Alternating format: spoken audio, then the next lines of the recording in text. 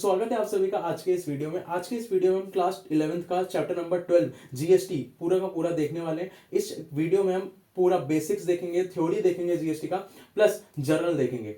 जो अलग से एक वीडियो आएगा part 2, this is part 1, part 2 जो आएगा उसमें हम सेट ऑफ का पूरा टॉपिक देखेंगे, प्लस एक छोटा सा क्वेश्चन भी करेंगे जीएसटी के ऊपर। ठीक है, तो बिना किसी देरी के चलिए बढ़ते हैं वीडियो की ओर।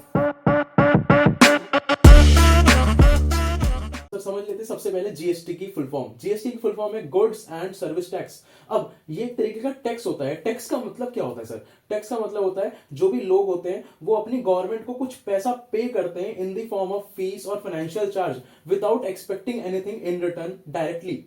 अब डायरेक्टली मतलब कि डायरेक्ट बेनिफिट हमें कुछ नहीं मिलता। डायरेक्ट बेनिफिट जैसे मैंने आपको कुछ दिया और उसके बदले आपने मुझे पेमेंट कर दी, तो this is direct benefit. But हम जो टैक्स पे कर रहे हैं क्या उससे हमें डायरेक्ट बेनिफिट मिलता है? नहीं। क्यों? क्योंकि हम टैक्स पे करते हैं और उसके बदले गवर्नमेंट हमें कुछ नहीं देती, बल्कि इन रिटर्न हमें क्या देती है? वो रोड्स, डैम्स, ये सब देती है। तो इंफ्रास्ट्रक्चर डेवलपमेंट मिलता है हमें।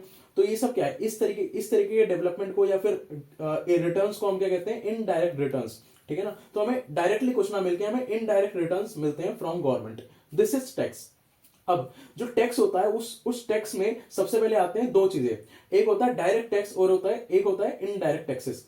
अब डायरेक्ट टैक्स के अंदर में सबसे बड़ा जो नाम आता है वो है इनकम टैक्स। अब इनकम टैक्स के अलावा और भी बहुत सारे डायरेक्ट टैक्सेस होते हैं, बट उसमें सबसे बड़ा जो मेजर पार्ट है वो है, मेजर पोर्शन जो है वो इनकम टैक्स का है। यस। फिर उसके बाद बात आती है हमारी इनडायरेक्ट टैक्सेस में, क्योंकि वो डायरेक्ट टैक्सेस हमारे पार्ट में नहीं है, हमारे सिलेबस में नहीं है, तो उसको हमें नहीं पढ़ना। बात आती है इनडायरेक्ट टैक्सेस की। अब इनडायरेक्ट टैक्सेस के अंदर में आता है जीएसटी। अब जीएसटी की डेफिनेशन क्या कहती है हमसे? जीएसटी की डेफिनेशन कहती है हमें कि GST is a comprehensive indirect tax levied, levied मतलब चार्ज्ड, लेवाइड मतलब charge at a particular rate each time at the sale made. अब इसका मतलब क्या हुआ? इसका मतलब हुआ जी कि जब भी हम सेल करते हैं या परचेस करते हैं ऑफ गुड्स एंड सर्विसेज, तो उस टाइम पे हमें जीएसटी देना पड़ता है गवर्नमेंट को। करेक्ट है? Yes sir. अब सबसे पहले तो एक चीज आपको याद रखनी है कि भाई जीएसटी इफेक्ट में कब आया था, मतलब इंडिया में लागू कब हुआ था। तो उसकी डेट है फर्स्ट जुलाई 2017। तो ये आपको सभी को याद रखना है, दैट इज 1 जुलाई 2017। अगर आपको मालूम हो 1 जुलाई ही हमारे लिए क्या होती है? 1 जुलाई ही हमारी सीए डे भी होती है और डॉक्टर डे भी कहलाई जाती है।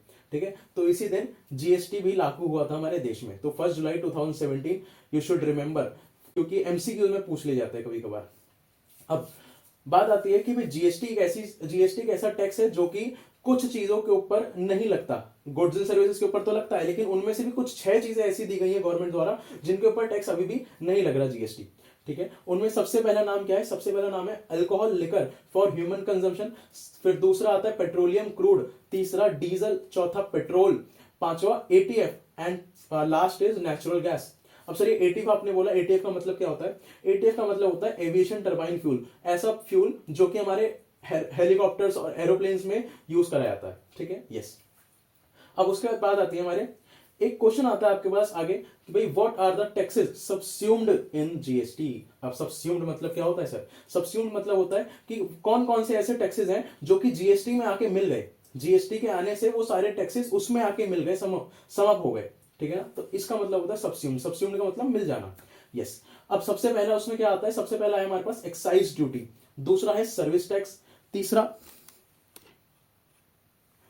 है हमारे पास additional custom, then next is value added tax. सबसे बड़ा जो पहले के टाइम पे जो सबसे बड़ा लगने वाला टैक्स होता था वो होता था VAT, value added tax. Then उसके अलावा central sales tax, luxury tax, entertainment tax and last is octroi. उसके अलावा भी बहुत सारे हैं, बट हाँ ये मेजर जो थे इनडायरेक्ट टैक्सेस हुआ करते थे पहले के टाइम पे। लेकिन जैसे ही जीएसटी इफेक्ट में आया तो इन सबको हटा के अब सिर्फ और सिर्फ क्या लगता है? सिर्फ और सिर्फ जीएसटी लगता है, हर जगह सिर्फ जीएसटी। क्यों? क्योंकि इस जीएसटी को लेकर आने के पीछे बहुत ही सबसे बड़ा मोटिव क्या था मोदी गवर्नमेंट का कि भाई वन नेशन वन टैक्स, पूरा एक देश है तो सिर्फ टैक्स भी एक ही रहना चाहिए। यस। अब इनडायरेक्ट टैक्सेस और डायरेक्ट टैक्सेस, इन दोनों में थोड़ा सा छोटा सा बाइफिकेशन हम समझ लेते हैं। डायरेक्ट टैक्सेस ऐसे टैक्सेस होते हैं जो कि डायरेक्टली इनकम पर चार्ज करे जाते हैं। डायरेक्टली इनकम पर जितना आपने कमाया उसके ऊपर आपको सेट परसेंट से आपको टैक्स देना है, दैट इज इनकम टैक्स। ठीक है, या फिर यूं कहें कि डायरेक्ट टैक्स जो कि आप खुद पे कर रहे हो गवर्नमेंट को, ठीक है, यस। लेकिन इनडायरेक्ट टैक्सेस ऐसे टैक्सेस होते हैं जो कि आपको पता भी नहीं होते लेकिन आप पे कर रहे होते हैं। तो जैसे कि आप जीएसटी की बात कर लीजिए, आप कभी भी ब्रेड लेने जाते हैं, कुछ भी आप खरीदते हैं, तो उसके ऊपर आपको बिना ना पता होते हुए भी आप जीएसटी पे कर रहे होते हैं गवर्नमेंट को। क्यों? क्योंकि आपने जितना भी आपने पैसा पे करा, अगर वो 20 रुपए की आप ब्रेड लेकर आ रहे हो तो उसमें भी जीएसटी आप पे करके आ रहे हो, और वो जो सेलर है उस सेलर को जमा कराना होता है वो tax to the government. Yes, ठीक है सर, हाँ जी।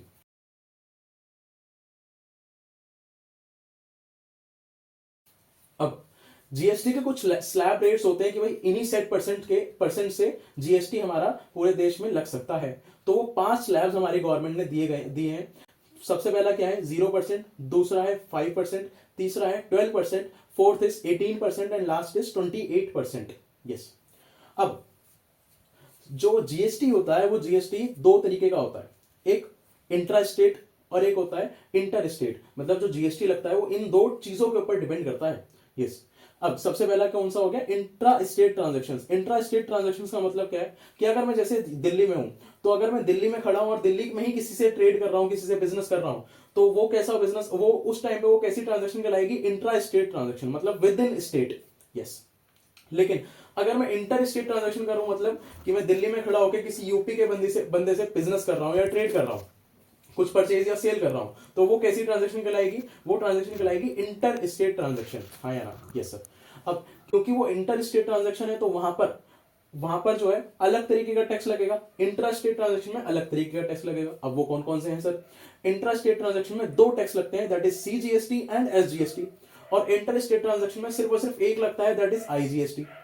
अब सीजीएसटी का मतलब क्या होता है? सीजीएसटी का मतलब होता है central goods and service tax, and SGST का मतलब होता है state goods and service tax, और लास्ट जो हमारा आता है I, that is integrated goods and service tax. ठीक है, पक्का याद रहेगा? यस। फिर से एक बार रिपीट करेंगे। सबसे पहले सीजीएसटी, सीजीएसटी बोले तो सेंट्रल, एंड स्टेट बोले तो वो एसजीएसटी बोले तो स्टेट, एंड आई बोले तो इंटीग्रेटेड। तो C for central, S for state, and I for integrated.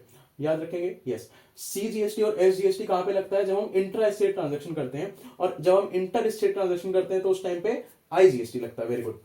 अब इसके आगे जो चर्चा क्या आती है, इसके आगे हम बात करते हैं कि भाई सबसे पहले हमारे ऑब्जेक्टिव्स, कैरेक्टरिस्टिक्स क्या है। सबसे पहले जीएसटी को लेकर आने गया, जीएसटी के, तो इससे हुआ क्या? सबसे पहली चीज क्या हुई? Common national market by having one indirect tax. अब इसका मतलब क्या है सर? अब इसका मतलब है जी कि हमारा पूरा का पूरा पूरे के पूरे देश में सिर्फ और सिर्फ अब एक टैक्स था। अब सिर्फ और सिर्फ क्योंकि एक टैक्स था तो इसकी वजह से हमारी जो पूरी की पूरी नेशनल मार्केट, पूरा का पूरा जो नेशन था हमारा, पूरा पूरा जो देश था हमारा, वो सिर्फ एक अकेली मार्केट बन के रह गया था। ठीक है ना? अब पहले के टाइम पे एक समझेंगे चीज, पहले के टाइम पे क्या होता था? पहले के टाइम पे हर स्टेट अपने अपने हिसाब से टैक्सेस लगाती थी, अपने हर एक स्टेट का अपना अपना टैक्स होता था, हर एक जगह पे अपने अपने टैक्स रेट्स हुआ करते थे। तो एक बिजनेसमैन को बहुत ज्यादा दिक्कतें होती थी। क्यों? जैसे फॉर एग्जांपल मैं दिल्ली में बिजनेस कर रहा हूं, अब मैं दिल्ली में बिजनेस कर रहा हूं तो यहां पर के टैक्सेस अलग हैं, यहां पर के रेट्स अलग हैं। फिर मैं अगर मुंबई में जाता हूं तो मुंबई के रेट्स अलग हैं, मुंबई के टैक्सेस अलग हैं। State to state tax rates और टैक्स चेंज हो जाता था। तो वही बिजनेसमैन करे तो करेगा, है ना? तो इसी वजह से इन सब चीजों को खत्म करने के लिए, इन सब दिक्कतों को खत्म करने के लिए क्या लाया गया? जीएसटी। और जीएसटी के आने से ही पूरी का पूरा जो देश था वो पूरा एक सिंगल मार्केट बन के आ गया पूरे, और इससे बहुत ज्यादा फायदा हुआ हमारे देश को, और हमारे खास करके हमारे बिजनेसेस को, जो इमर्जिंग बिजनेसेस थे, स्टार्टअप्स थे, उनको। ठीक है, तो अब पॉइंट नंबर 2 हमारे पास आता है रिमूविंग कास्ट कार्डिंग इफेक्ट। अब सबसे पहले समझ लेते हैं कास्ट कार्डिंग इफेक्ट का मतलब क्या होता है। कास्ट कार्डिंग इफेक्ट का मतलब होता है लेमन लैंग्वेज में कि भैया टैक्स के ऊपर टैक्स, जब टैक्स के ऊपर टैक्स लगता है तो उस सिचुएशन को या फिर उस इफेक्ट को हम क्या कहते हैं? कास्ट कार्डिंग इफेक्ट कहते हैं। Yes sir. अब इसको यहां पर भी यही लिखा हुआ है, it is also termed as tax on tax. This effect occurs when goods is taxed on every stage of production. This means each succeeding transfer of goods is taxed, inclusive of taxes charged on the preceding transfer। इसका मतलब क्या है sir? अब जैसे for example अगर कोई manufacturer है, अब मैन्युफैक्चर से होते हुए पूरा का पूरा जो एक कोई भी गुड है या सर्विस है वो कंज्यूमर तक पहुंचती है, लेकिन बीच में काफी लोग आ जाते हैं। अब बार बार वो सेल होते होते तो पहुंचता है वहां पे। अब जितनी बार भी सेल हो रहा है उतनी बार टैक्स लगता है, और शुरुआत में तो कॉस्ट के ऊपर टैक्स लगेगा, बाद में जब टैक्स लगता है तो वो कॉस्ट के ऊपर प्लस टैक्स के ऊपर टैक्स लगता है। तो ये एक तो डबल टैक्सेशन को इंक्रीज करता है, और टैक्स के ऊपर टैक्स लगने की वजह से कास्केडिंग इफेक्ट होता है। अब इसकी वजह से अल्टीमेट बर्डन किसके ऊपर आ जाता है? अल्टीमेट बर्डन आ जाता है कस्टमर के ऊपर, कंज्यूमर के ऊपर, जो आप जैसे हम जैसे लोग होते हैं जो फाइनल कंजम्पशन करते हैं उनके ऊपर। अब फाइनल कंजम्पशन करने वालों के लिए ऊपर बर्डन कैसे आ जाता है सर? वो उनके लिए बर्डन ऐसे आ जाता है कि भाई वो जो टैक्स बार बार टैक्स लग रहा है उसकी वजह से कॉस्ट इन्फ्लेट होती है। अब कॉस्ट या फिर प्राइसेस जो इन्फ्लेट हो रहे हैं किसी चीज के, तो हम खरीदनी तो हमें ही है ना, अब उसके लिए हमें ही पे करना पड़ेगा ज्यादा, तो हमारे लिए तो महंगी पड़ रही है कोई चीज वो फलाना, है ना। तो इस वजह से कंज्यूमर का, कस्टमर का ही घाटा होता है। प्लस में जो रिटेलर होता है बीच में, अब उसने पहले उसको भी ज्यादा कॉस्ट देनी पड़ रही है ना किसी एक पर्टिकुलर चीज की। अब उसको वो भी तो कहीं से खरीद कर ला रहा है, तभी तो हमें दे रहा है वो, है ना। यस, तो यही सब था पहले टाइम पे जब जीएसटी से पहले के रिजीम की बात थी, ठीक है ना। अब पहले के टाइम पे और अब के टाइम में क्या फर्क आ गया भैया? जीएसटी तो अभी भी लगता है, लेकिन जीएसटी में कास्केडिंग इफेक्ट अब नहीं होता। अब पहले कास्केडिंग इफेक्ट का एग्जांपल समझते हैं, फिर उसके बाद देखते हैं कि क्या अब नहीं होता, ठीक है। पहले क्या होता था और अब नहीं होता। चलिए, अब जैसे यहां पर हमारे पास एक सप्लायर है। अब सप्लायर है, अब इस सप्लायर ने क्या करा? अपनी कोई सेलिंग प्राइस कोट करी।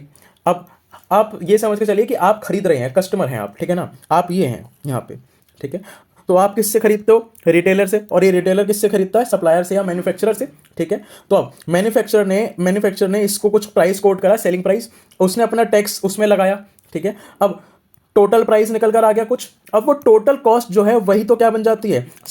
रिटेलर के लिए उसकी कॉस्ट बन जाती है। अब रिटेलर भैया ऐसे थोड़ा ना बेच देगा, रिटेलर अपना प्रॉफिट भी ऐड करेगा, रिटेलर अपना प्रॉफिट भी ऐड करता है। अब रिटेलर अपना प्रॉफिट ऐड करता है, उसके बाद जो भी टोटल कॉस्ट प्लस प्रॉफिट होता है वो क्या बन जाता है? वो न्यू सेलिंग प्राइस बन जाता है। देन सेलिंग प्राइस के ऊपर फिर से टैक्स लगता है ना, फिर से सप्लाई हो रहा है तो फिर से टैक्स लगेगा। अब टैक्स फिर से लग रहा है तो फिर से टैक्स लगने के बाद जो भी टोटल अमाउंट होता है वो रिटेलर हमसे चार्ज करता है, ठीक है ना। तो हुआ क्या? पहले तो सेलिंग प्राइस के ऊपर पहले ही टैक्स लगा, फिर उसके बाद फिर से सेलिंग प्राइस जो नई निकली उसके ऊपर फिर से टैक्स लगा।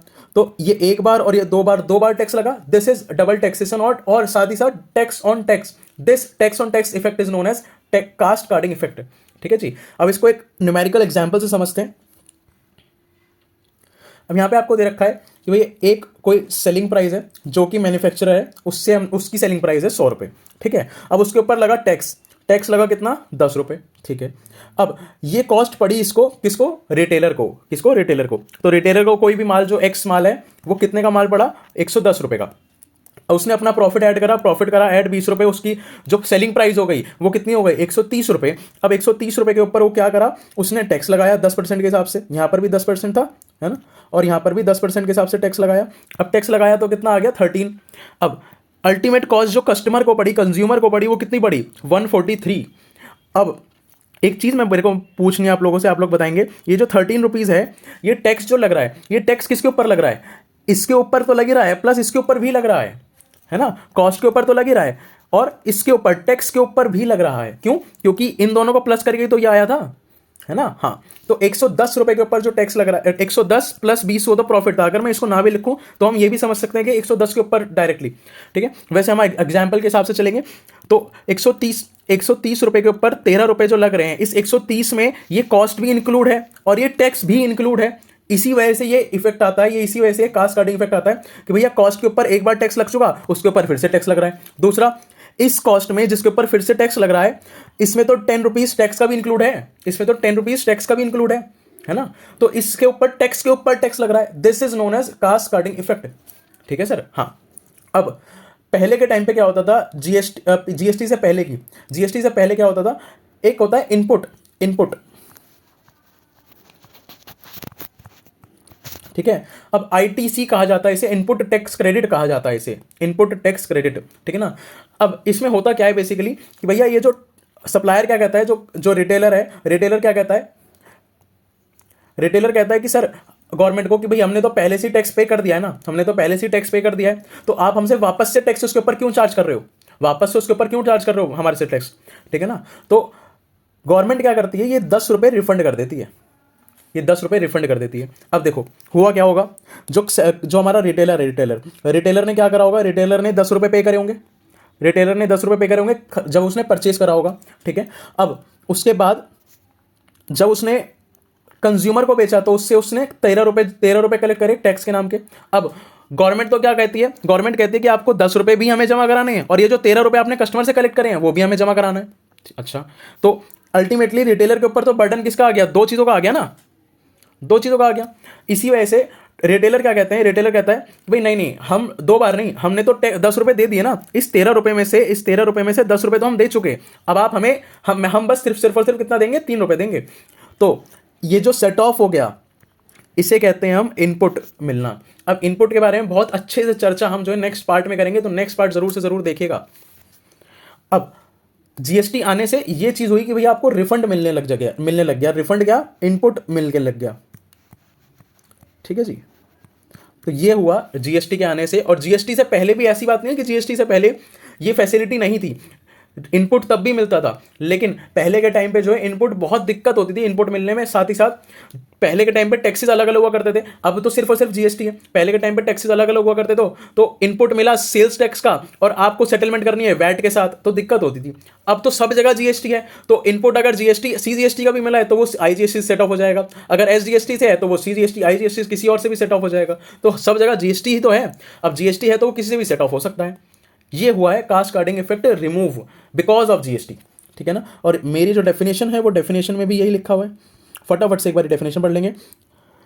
Does not have cascading effect as GST paid, input GST is set off against GST collected, as a result GST is charge on the value added goods और services sold in the subsequent sales, ठीक है। तो this is removing cascading effect. अब बढ़ते हैं हम अपने next point की तरफ। देन उसके बाद बात आती है हमारी ईज ऑफ डूइंग बिजनेस। ये सबसे अच्छा पॉइंट है कि भाई क्योंकि हमारा जो पूरा देश था वो पूरा एक नेशनल मार्केट, पूरा एक मार्केट बनकर रह गया था, तो इससे सारे के सारे बिजनेसेस को ईज हो गई। और खासकर पहले के टाइम पे क्या होता था, हर एक टैक्स की अलग अलग फाइलिंग करनी पड़ती थी, आपको अलग से लेजर्स मेंटेन करने पड़ते थे, तो इस चीज में बहुत ज्यादा टाइम जाता था, बहुत ज्यादा एक्सपेंसिव पड़ता था पूरा का पूरा मेथड। लेकिन अब पूरा का पूरा प्रोसेस जो है पूरा सिंप्लीफाई हो गया, जो बिजनेस करना था वो बहुत आसान हो गया। बिजनेसमैन एक्चुअली में अपने बिजनेस पे ध्यान दे पाता, पहले के टाइम पे बिजनेस में ध्यान ही नहीं दे पाते थे लोग, ठीक है ना। तो इन सब चीजों में बेहतरी आई, सुधार आया जीएसटी के आने की वजह से। देन उसके बाद simplifying the compliances of indirect taxes. अब सिंप्लीफाइंग मतलब कि भाई जीएसटी के आने से पूरा का पूरा जो टैक्स फाइलिंग का जो प्रोसेस हुआ करता था वो बहुत सिंप्लीफाई हो गया, क्योंकि सिर्फ आपको एक ही टैक्स भरना है, एक ही टैक्स के ऊपर आपको पूरा ध्यान देना है, तो आप एक ही टैक्स भरो, आपका छुट्टी। लेकिन पहले के टाइम पे सेल्स टैक्स अलग, वैट अलग, एंटरटेनमेंट टैक्स अलग, सर्विस टैक्स अलग, और दुनिया भर के टैक्सेस आपको अलग अलग जाके जमा कराने पड़ते थे। तो ये चीज से बहुत ज्यादा सिंप्लीफिकेशन हो गया। और प्लस में एक चीज हुई क्या, जीएसटी की फाइलिंग जो है, जीएसटी का जो भरने का सिस्टम है वो पूरा का पूरा डिजिटल कर दिया गया है। अब डिजिटल करने से क्या हुआ, लोगों को पहले के टाइम पे क्यूज में लगना पड़ता था, कतारों में, लाइनों में लगना पड़ता था, लेकिन आज के टाइम पे वो हैसल फ्री हो गया है। आपको कहीं नहीं जाना, आपको घर बैठे बैठे आप अपना जीएसटी फाइल कर सकते हो, रिटर्न फाइल कर सकते हो, जीएसटी पे कर सकते हो, ठीक है। यस। अब एक चीज और आती है सबसे बड़ी, foreign direct investment, attracting foreign direct investment. अब इंडिया एक हब बनता जा रहा है धीरे धीरे। अब हमारे देश विदेश से हमारे देश में लोग आते हैं, निवेश करते हैं, इन्वेस्टमेंट करने लग जाते हैं। आपने इकोनॉमिक्स में पढ़ा होगा या फिर आप पढ़ोगे 12th क्लास में जाके, तो आप पाओगे कि भाई अगर किसी भी देश में फॉरेन डायरेक्ट इन्वेस्टमेंट बहुत ज्यादा आ रहा है तो वो बहुत जल्दी जल्दी ग्रोथ करता है, कोई भी देश, ठीक है ना। अब इसका मतलब क्या है कि भाई बाहर के जो लोग हैं वो पहले के टाइम पे हमारे देश में आने से कतराते थे, क्यों, क्योंकि हमारे पास बहुत ज्यादा टैक्स कंप्लायंसेस होते थे, अलग अलग तरीके से आपको टैक्स भरना है, अलग अलग जगहों पे आपको टैक्स भरना है, तो इसमें बहुत दिक्कतें होती थी। लेकिन अब क्योंकि सिर्फ और सिर्फ एक अकेला टैक्स है जीएसटी, तो इसकी वजह से क्या हुआ, उन लोगों को आसान पड़ता है हमारे यहाँ पे बिजनेस करना अब कंपेरेटिवली। इसी वजह से वो लोग क्या कर रहे हैं, यहाँ पर आके अपना बिजनेस चला रहे हैं, ठीक है। तो बाहर से लोग आते हैं, अपना पैसा लगाते हैं हमारे देश में, तो हमारे देश की भी क्या होती है, जीडीपी ग्रोथ होती है। नेक्स्ट पॉइंट हमारा ये आता है जीडीपी ग्रोथ। अब जीडीपी ग्रोथ का मतलब क्या होता है, हमारे यहाँ पे ज्यादा से ज्यादा प्रोडक्शन होने लग गया, प्लस क्योंकि बाहर से लोग अगर आएंगे हमारे देश में बिजनेस स्टार्ट करेंगे, तो ऑब्वियस सी बात है फिर एम्प्लॉयमेंट जनरेशन भी होगा, तो हमारे लोगों को काम भी मिलेगा, तो इसकी वजह से हमारा एम्प्लॉयमेंट रेट भी बढ़ता है, ठीक है, और उसकी वजह से हमारी जीडीपी में ग्रोथ आती है। यस। तो एक छोटा सा पॉइंट आता है जिसको लिमिटेशन भी कंसीडर करा जाता है, that is GST is destination based tax. अब इसका मतलब क्या होता है सर, इसका मतलब होता है कि भाई जहां पे आपने final goods and services provide करी हैं वहां पर टैक्स लगता है जीएसटी जाके। इसका मतलब अगर मैंने दिल्ली में यहाँ पे हूं मैं, और मैंने कोई सामान बेचा अपना यूपी को, अब यूपी में कहीं पे किसी को बेचा, तो वो जो टैक्स लगेगा, जीएसटी जो मिलेगा, वो किसको मिलेगा, वो जो रेवेन्यू जनरेशन होगा वो कौन सी गवर्नमेंट का होगा, यूपी गवर्नमेंट का होगा। भले ही मैंने बेचा है, मेहनत मेरी है, प्रोड्यूसर मैं है, तो प्रोड्यूसिंग स्टेट कौन सा है, दिल्ली, लेकिन जो रेवेन्यू मिलेगा वो किसको मिलेगा, यूपी गवर्नमेंट को। क्यों, क्योंकि भाई वहां पे जाके वो खत्म हुआ है। तो इसकी वजह से क्या कहा जाता है, इसको एक तरीके की लिमिटेशन भी कंसीडर करी जाती है, क्योंकि पैसा मिलना चाहिए था केजरीवाल को, लेकिन मिला योगी जी को, तो ये दिक्कत है, ठीक है। चलिए अब हम विदाउट एनी डिले हम पढ़ते हैं अपने मेन कंटेंट की तरफ, दैट इज जर्नल एंट्रीज। तो एक बार मैं वापस से रिवाइज करवा दूं आप सभी को कि भाई अगर हम इंटर स्टेट ट्रांजेक्शन कर रहे हैं तो उस टाइम पे कौन कौन से टैक्सेस लगते हैं, उस टाइम पे लगते हैं GST and CGST and SGST. लेकिन अगर हम बात करें इंटर स्टेट ट्रांजेक्शंस की तो उस टाइम पे कौन सा जीएसटी लगता है, IGST, that is integrated goods and service tax. Correct है। अब एक चीज छोटी सी आती है क्या कि भाई जो स्लैब्स अभी हमने बताए थे 0, 12, 0, 5, 12, 18 एंड 28, अब इसमें टैक्सेस का बंटवारा कैसे होता है। अब बंटवारा ऐसा होता है कि अगर इंटर स्टेट ट्रांजेक्शन है मतलब वहां पे सिर्फ और सिर्फ आईजीएसटी लगेगा। अब आईजीएसटी लगेगा तो सीधा 18%, 12%, 5% कंप्लीटली आईजीएसटी। लेकिन अगर हम बात करें इंट्रा स्टेट ट्रांजेक्शन है, अब इंट्रा स्टेट में तो दो लगते हैं, सीजीएसटी और एसजीएसटी, तो क्या सर 12% है तो 12-12 दोनों को मिलेगा? नहीं नहीं नहीं, अगर 12% तो वो टोटल है तो उसमें से 6-6% दोनों को मिलेगा। ठीक है, हाँ, तो 6% सीजीएसटी, 6% एसजीएसटी, ऐसा। ठीक है, यस। अब हम सबसे पहले बात करते हैं परचेज की। अब अगर हमने गुड्स परचेज करें तो गुड्स परचेज करने की नॉर्मल एंट्री क्या होती है विदाउट, अगर हम जीएसटी को हटा दें, जीएसटी को अगर 1 मिनट के लिए हटा दें, हम बात करें नॉर्मल तरीके से, तो हमारी एंट्री क्या होती है? एंट्री होती है sir purchase account debit to cash या फिर टू क्रेडिटर, अगर हमने उधार पे खरीदी है तो, है ना, उधार पे माल खरीदा है तो purchase account debit to creditor. अब आपको यहां पे दिख रहा होगा हमने लिखा हुआ है Ajay from Delhi purchase of goods worth ₹30,000 and GST applicable at the rate of 18% from Mohan a supplier situated in Delhi. तो मतलब हम खरीदने वाला भी दिल्ली में है और बेचने वाला भी दिल्ली में है, सेम स्टेट है, मतलब इंट्रा स्टेट ट्रांजेक्शन है। अब इंट्रा स्टेट ट्रांजेक्शन है तो यहाँ पे कौन सा जीएसटी लगेगा? CGST and SGST. अब जब हम परचेज करते हैं तो उस टाइम पे एंट्री होती है purchase account debit to Mohan. ठीक है, लेकिन क्योंकि यहाँ पे अब जीएसटी भी लग रहा है तो जीएसटी लगता है तो कैसी एंट्री होती है? Purchase account debit input CGST account debit input SGST account debit to Mohan. और टैक्स कैलकुलेशन कैसे करी जाएगी? 30,000 के ऊपर 9% क्योंकि सीजीएसटी और एसजीएसटी दोनों है तो आधा आधा डिवाइड हो जाता है। ठीक है, तो 30,000 के ऊपर 9% और 9%, तो टोटल हमारा यहाँ पे आ जाएगा मोहन के में कॉलम में। यस, ठीक है। अब सर इनपुट को आपने डेबिट क्यों करा? इनपुट को डेबिट इस वजह से करा सर, इनपुट को डेबिट इस वजह से करा जाता है क्योंकि वो एसेट कंसीडर करा जाता है। अब वो एसेट क्यों उसको मान के चलते हैं उसके बारे में भी हम चर्चा करेंगे थोड़ी देर में, लेकिन अभी आप यही समझ के चलेंगे कि भाई इनपुट होता है तो वो एसेट है। ठीक है, हाँ। अब अगर वही माल जो आपने खरीदा था अब वो रिटर्न हो गया, मतलब परचेज रिटर्न हुई। अब परचेज रिटर्न के टाइम पे एंट्री कैसे होती है? Mohan debit to purchase return, लेकिन साथ में अब जीएसटी भी है। जब हमने परचेज करा था तो हमने इनपुट को डेबिट करा था, अब क्योंकि हम रिटर्न कर रहे हैं तो रिटर्न के टाइम पे जो इनपुट था उसको जिसको डेबिट करा था उसको हम क्या कर देंगे? क्रेडिट कर देंगे। यस, तो Mohan debit to purchase return to input CGST to input SGST. समझ आई बात? यस। अब सीजीएसटी एसजीएसटी की जगह पे इंटर स्टेट ट्रांजैक्शन में क्या आ जाएगा? डायरेक्टली आईजीएसटी आ जाएगा। ठीक है, यस। अब अगर हम बात करें सेल्स की तो सेल्स के टाइम पे क्या होता है? सेल्स के टाइम पे होती है हमारी एंट्री नॉर्मल एंट्री। अगर हम विदाउट जीएसटी बात करें तो जीएसटी के बगैर हम बात करें तो कैश अकाउंट डेबिट डेटर्स या debtors account debit to sales account, हाँ या ना? यस। अब अगर हम जीएसटी इसमें इंक्लूड करते हैं तो जीएसटी के टाइम पे कैसी एंट्री होती है? एंट्री होती है कैश या debtor account debit to sales account to output CGST to output SGST और to output IGST if it is inter state transaction. ठीक है, यस। अब जैसे आपको दिख रहा होगा स्क्रीन पे यहाँ पर क्या लिखा हुआ है? Ram from Delhi sold goods worth ₹10,000 and GST applicable at the rate of 12% to Shyam situated in Delhi. तो यहाँ पर परचेजर भी और सेलर भी दोनों ही कहां पे हैं? सिचुएटेड दिल्ली में। ठीक है, तो यहाँ पे क्या लगेगा? CGST and SGST. यस और नो? यस। अब सबसे पहले एंट्री कैसे होगी? Shyam's account debit to output CGST to output SGST to sales account. Yes. तो गुड्स कितने के थे? 10,000 के ऊपर 6% लगेगा क्योंकि दोनों में बटेगा हाफ हाफ, है ना? तो 600 लगा और टोटल ऊपर कितना आ गया शाम के अकाउंट में? 11,200। करेक्ट है? Yes sir. अब अगर हम एक्सपेंसेस की बात करें तो एक्सपेंसेस के केस में क्या होता है? एक्सपेंसेस के केस में आपके पास से पैसा जा रहा है। देखो एक सिंपल सा रूल है, वो बहुत अच्छा सा रूल है जो कि हम याद रख सकते हैं। अपनी कोई भी दिक्कत दुविधा हमारी दूर हो जाएगी इस चीज से। अगर हम पेमेंट कर रहे हैं तो इनपुट आएगा, अगर हम पेमेंट कर रहे हैं तो इनपुट आएगा, और अगर हम पैसा मिलेगा या मिलना है, पैसा मिल चुका या मिलना है तो उस टाइम पे हमारे पास क्या आएगा? उस टाइम पे आउटपुट आएगा। Simple as that. इनकम है किसी भी तरीके से या सेल कर रहे हैं हम तो वो उस टाइम पे लगेगा आउटपुट। अगर परचेज है या एक्सपेंस है, पे कर रहे हैं हम, पैसा जाएगा या जा रहा है हमारे पास से, तो इनपुट। सिंपल। ठीक है, तो एक्सपेंसेस, अब एक्सपेंस फॉर एग्जांपल रेंट पे करा हमने तो रेंट पे करने की एंट्री क्या होती है? Rent account debit to cash account. लेकिन इसके साथ साथ अगर हम जीएसटी भी पे कर रहे हैं तो एंट्री कैसे होगी? Rent account debit input CGST account debit input SGST account debit input IGST, या अगर इंटर स्टेट ट्रांजेक्शन है टू कैश अकाउंट। ठीक है सर? यस। तो दिस इज एक्सपेंसेस। सारी की सारी हमारी जर्नल एंट्रीज बेसिकली इस तरीके से की जाती है। अच्छा, एक छोटी सी चीज और, सेल्स रिटर्न। अब सेल्स रिटर्न के टाइम पे क्या होगा? सेल्स रिटर्न की एंट्री होगी, नॉर्मल एंट्री कैसे होती है? सेल्स रिटर्न की एंट्री होती है sales return account debit to debtor या कैश। अब क्योंकि सेल्स रिटर्न को हो गया डेबिट तो हमारा आउटपुट जो हमने पहले क्रेडिट करा था अब वो क्या हो जाएगा? वो भी क्या हो जाएगा? डेबिट। ठीक है ना? Reverse entry. ठीक है, तो रिवर्स एंट्री में कैसे होगा?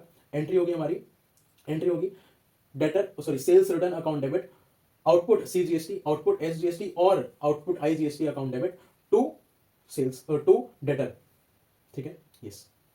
तो ये होता है हमारा सेल्स रिटर्न के केस में। अच्छा, अगर सर आपने फिक्स एसेट्स खरीदी हो तो, अब अगर आपने फिक्स एसेट्स खरीदी, अगेन आपके पास से पैसा जाएगा ना, तो पैसा जाएगा तो अगेन इनपुट आएगा और इनपुट डेबिट होगा।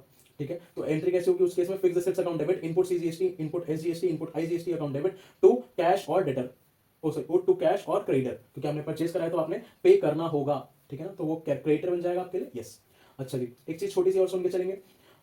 फिर से सेम बात कि जी आपने अगर पैसा पे करना है या पे कर दिया तो उस टाइम पे क्या लगता है? इनपुट, और उसको हम क्या करते हैं? डेबिट। अगर आपको पैसा मिलना है या मिल रहा है तो उस टाइम पे क्या करते हैं? आउटपुट को यूज करते हैं, और आउटपुट क्या हो जाता है? क्रेडिट।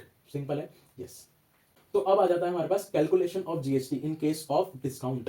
अब आपको अगर याद हो आपका जर्नल चैप्टर नंबर 8, तो उसमें क्वेश्चन था क्वेश्चन नंबर 4। उसमें हमने सीखा था ट्रेड डिस्काउंट के बारे में और कैश डिस्काउंट के बारे में। ट्रेड डिस्काउंट को हम रिकॉर्ड नहीं करते अपनी बुक्स में, कैश डिस्काउंट को हम अपनी बुक्स में रिकॉर्ड करते हैं। ठीक है ना, तो ये सब चीजों के बारे में हमने सीखा था। कैश डिस्काउंट कब मिलता है? कैश डिस्काउंट मिलता है जब हमने कैश में पेमेंट करी हो, या फिर हमें कैश डिस्काउंट कब हम अलाउ करते हैं? जब हमें कैश में पैसा मिल रहा हो। बेसिकली कैश डिस्काउंट अलाउ किया जाता है जब हम सेल करते हैं। ठीक है, और कैश डिस्काउंट हमें रिसीव होता है कब? जब हम परचेज करते हैं। ठीक है ना, यस। अब अगर आप कैलकुलेशंस की बात करी जाए तो कैलकुलेशन सबसे पहले, अगर आपको सिर्फ और सिर्फ ट्रेड डिस्काउंट दे रखा है तो उस टाइम पे एंट्री कैसे, उस टाइम पे हम कैलकुलेशन कैसी होती है? हमारी कैलकुलेशन होती है लिस्ट प्राइस में से माइनस कर लिस्ट प्राइस में से माइनस करते हैं ट्रेड डिस्काउंट में से माइनस करने के बाद का जो वैल्यू बचता है हमारे पास, वो क्या बचता है? Taxable value. देन उसके बाद हम उसमें ऐड करते हैं, टैक्सेबल वैल्यू में ऐड करते हैं जीएसटी। अब जीएसटी को ऐड करने के बाद का जो प्राइस होता है उसको हम क्या कहते हैं? Invoice price. यस, या इनवॉइस वैल्यू। अब अगला केस जो आता है जहां पे हमारे को ट्रेड डिस्काउंट भी दे रखा है और कैश डिस्काउंट भी दे रखा है। अब इस केस में क्या होगा? लिस्ट प्राइस में से लेस करेंगे सबसे पहले ट्रेड डिस्काउंट, उसको माइनस करने के बाद का जो वैल्यू मिलेगा वो क्या मिलेगा हमें? सेल वैल्यू या purchase value, as the case में भी। देन उसके बाद हम माइनस करते हैं उसमें से कैश डिस्काउंट माइनस करने के बाद जो हमें वैल्यू मिलती है that is known as taxable value. और उस टैक्सेबल वैल्यू के ऊपर हम क्या करते हैं? ऐड करते हैं जीएसटी को ऐड करने के बाद का जो वैल्यू होता है उसको हम कहते हैं इनवॉइस वैल्यू या इनवॉइस प्राइस। करेक्ट है? यस। तो ये होती है हमारी कैलकुलेशन।